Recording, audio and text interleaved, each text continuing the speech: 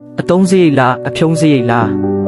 ငွေကြေးအောင်မြင်မှုစီတို့တက်လန်းတော့မယ်ဆိုရင်အတုံးစရိတ်တွေကိုတေချာစီမံခန့်ခွဲတတ်ဖို့လဲအထူးလိုအပ်ပါတယ်ကိုရှာဖွေစုဆောင်းရရှိလာတဲ့ငွေကြေးဥစ္စာတွေကိုမကုန်တင်တာမကုန်အောင်မဆုံးရှုံးတင်တာမဆုံးရှုံးအောင်ထိမ့်သိမ်းဆောင်ရှောက်တတ်ရပါမယ်ငွေကိုစီကံတကြသုံးဆွဲတတ်ခြင်းဟာငွေကြေးအောင်မြင်မှုကိုဖြစ်စေတဲ့အဓိကအချက်ပါပဲကျွန်တော်တို့ရှာဖွေရရှိလာတဲ့ငွေကြေးတွေကိုမသုံးဘဲနဲ့ထားလို့တော့မဖြစ်ပါဘူးသုံးကိုသုံးဆွဲရပါတယ်ဒီလိုငွေကိုသုံးတဲ့နေရာမှာအတုံးစရိတ်နဲ့အဖြုံးစရိတ်ကိုနားလည်ထားရပါမယ်လူတွေအားလုံးရဲ့အခြေခံလိုအပ်ချက်တွေဖြစ်တဲ့စာဝတ်နေရေးနဲ့ကျန်းမာရေးကိစ္စတွေအတွက်တကယ်လိုအပ်လို့အသုံးပြုတဲ့ငွေတွေဟာအတုံးစရိတ်တွေဖြစ်ပြီးမဝယ်လဲဖြစ်တဲ့အပိုသုံးငွေကြွားသုံးငွေပျော်ပါအတွက်သုံးငွေတွေဟာအဖြုံးစရိတ်တွေလို့ခွဲခြားသိနိုင်ပါတယ်ငွေတွေဟာအတုံးများလို့ကုန်တာလည်းရှိသလိုအဖြုံးများလို့ကုန်တာလည်းရှိပါတယ်လိုအပ်လို့သုံးတာလည်းရှိသလိုမလိုအပ်ဘဲသုံးတာတွေလည်းအများကြီးရှိနေနိုင်ပါတယ်ကုန်တင်လို့ကုန်တာတွေလည်းရှိသလိုမကုန်တင်ပဲကုန်နေတာတွေလည်းရှိပါတယ်ဒါကြောင့်ကို့မှာရှိတဲ့ငွေတွေရောထွက်သွားတာဟာအတုံးကြောင့်လားအဖြုံးကြောင့်လားဆိုတာလည်းသိဖို့လိုပါတယ်